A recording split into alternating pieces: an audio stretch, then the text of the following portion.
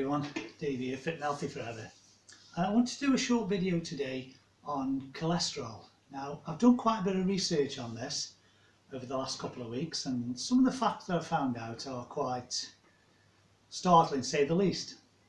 So I don't know what you people out there think of cholesterol and what it brings to mind, but first of all, it's very misunderstood. You have to bear in mind that your body generally has the full potential to heal itself. All you need to do is give it the raw materials. So if your diet's good and you rest and recover and you exercise, you're active, your body can repair pretty much anything that comes its way. So if you look at cholesterol, your body makes roughly 2 to 3 grams of cholesterol a day. That's what it makes. That's a lot of cholesterol. Now your body wouldn't make that if it didn't need it. So what happens with you, if you eat a lot of cholesterol, your body production goes down slightly. If you don't eat much, your body's production will go up. So it's always balancing because it needs 2 to 3 grams a day for various things that I'll go through in a minute. So let's say, for instance, you had inflammation of the arteries, which is largely caused by poor diet. And it's not something you can detect until you have a heart attack or a stroke or something like that. So if you had inflammation of the arteries, over a long period of time, it tends to scrape and rub the artery walls, which gets them inflamed. And basically, cholesterol is sent there to patch up and repair and start the healing process so that your body doesn't bleed internally. Because you wouldn't know until you started to bleed internally that there was a problem there, and then you would probably die. If this keeps occurring over many years, and it eventually causes death, the doctors look at this and they look at your clogged arteries and they say, oh my God, look at all the cholesterol in those arteries, that's what must have caused the death. It's not. That is what the body was trying to do to repair itself. That cholesterol may have been saving your life for years before your body actually gave out, because you continued with the same lifestyle, the same diet, the same lack of exercise, poor diet, maybe smoking, maybe binge drinking, and this takes its toll over a long period of time. So they've not looked at the root cause. They're looking at cholesterol, and basically I think the medical profession in general seems to be brainwashed that cholesterol is the villain. It's not. It's your friend. You need it.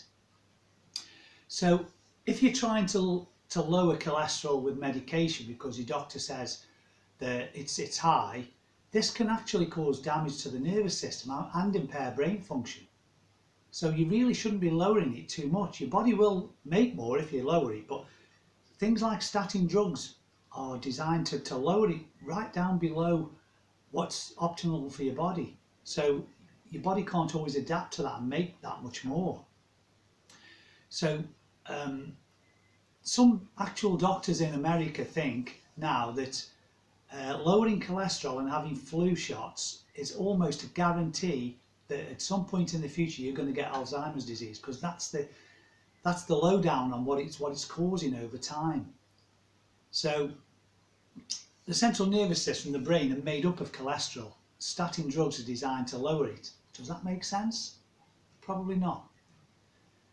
So cholesterol's primarily made and produced in the liver. So if cholesterol was abnormally high over a long period of time, that would indicate a problem with the liver, not a problem with the heart. Cholesterol doesn't cause heart attacks. It's the healing process that the cholesterol is trying to patch up in your arteries that causes the long-term effects of heart attack. It's not the cholesterol. The cholesterol is like the fireman sent to put out the fire. He's there at the scene, but he's not the perpetrator. He didn't cause it. He's just there at the scene. Well, that's very similar with cholesterol. If you've got scratching and rubbing and inflammation of the artery walls, cholesterol's sent there to patch it up and repair it and help you start the healing process, as I said earlier. But it's not the cause. The cause of inflammation is lifestyle, too much sugar, poor diet, lack of exercise, smoking, binge drinking, all those things. But you don't notice this until many years down the line, when it's probably not too late, but the damage has been caused to a certain degree. So it's the proper function of the thyroid is critical for cholesterol production. So the first thing a good doctor would look at is your thyroid production, and he would give you a blood test, or what they call a TH3, TH4, to get your thyroid checked out, I think it's called. And as I say, it's critical for the cholesterol production. So eliminating sugars and trans fats and having your thyroid checked are probably the first three things you should do before they even give you statin drugs. Bear in mind, when they give you statin drugs, it's not for 8 or 10 weeks or 12 months. You'll be on them for life, because the pharmaceutical companies, especially in America, are saying, these are the guidelines. If you don't meet these guidelines, we put you on this drug, your doctor puts you on this drug, and that will stave off the fatality, shall we say. But that's not always the case. They're not looking, because it's a multi-billion-dollar industry, they just want to sell drugs. They're not interested in you cleaning up your diet and getting yourself in order and your body healing itself. That doesn't do any business for them. So in a nutshell, that's basically why they're pushing drugs at you all the time. And it's probably the same in the UK. I can't find the research in the UK, but there's plenty for America. So in the US, they're saying over 40% of people who have heart attacks have normal cholesterol levels. So it can't be the cholesterol that's causing it. And also, people who are on cholesterol medication still are having heart attacks.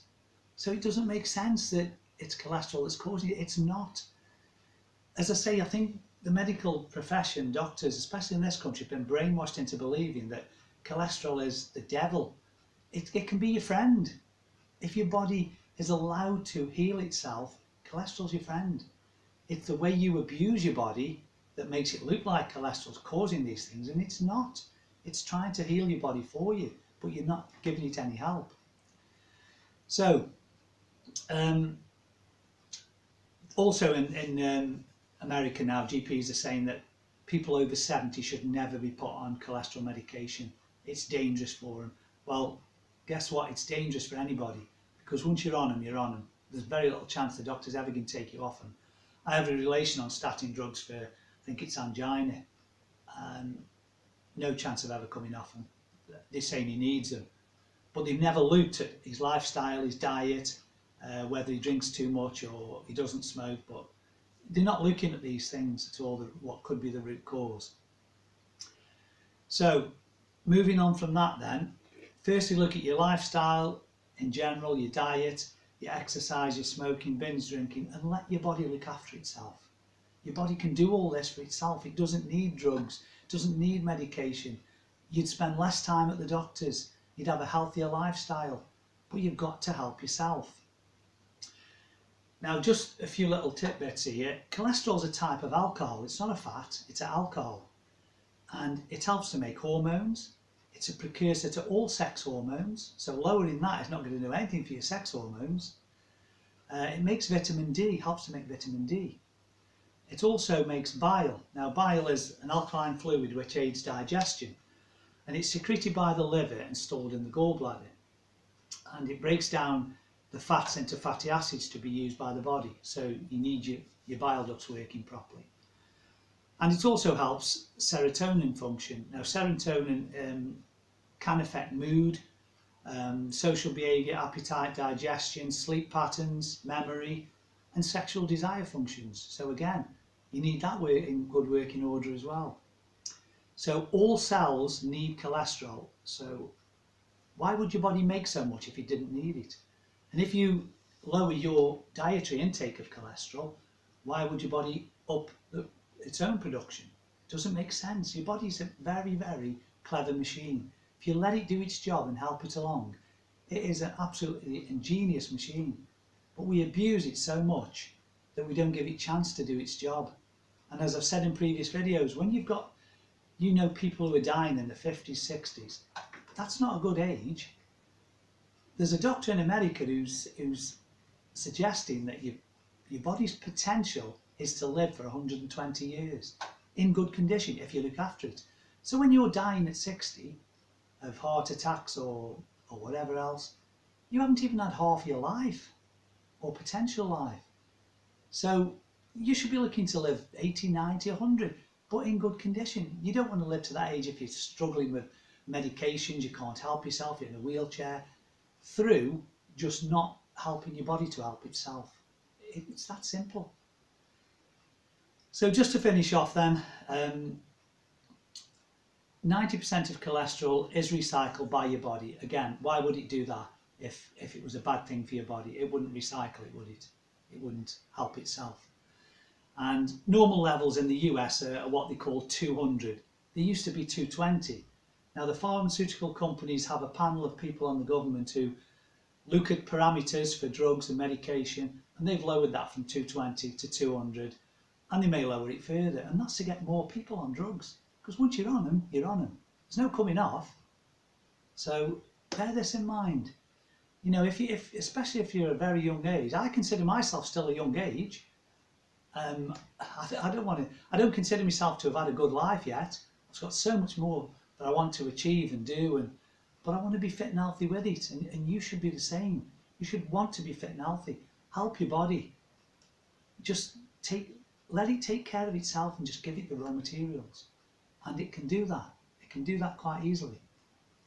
So thanks for listening, everyone. Until the next video, stay fit and healthy forever. And as always, like, subscribe, and give me any comments you think. If you want to do some research on this and come and tell me I'm wrong or I'm right or whatever your thoughts are, I'd be happy to hear your thoughts on it. I spend a lot of time doing this because I enjoy it, and it helps me to try and keep myself in as best shape as I can. And I shall continue to do that. And by tuning it out to you guys, hopefully if only 1 or 2 people listen and change their lifestyle and become better people for it, healthier, fitter, I'd be more than happy. If you don't, that's fine, carry on the way you are. It's not my life, it's yours. But I would love to see people take note of these things. Do your own research, be your own scientist, experiment on yourself with research behind it. Okay, thanks again for listening. Until the next time, stay fit and healthy forever. Speak to you soon.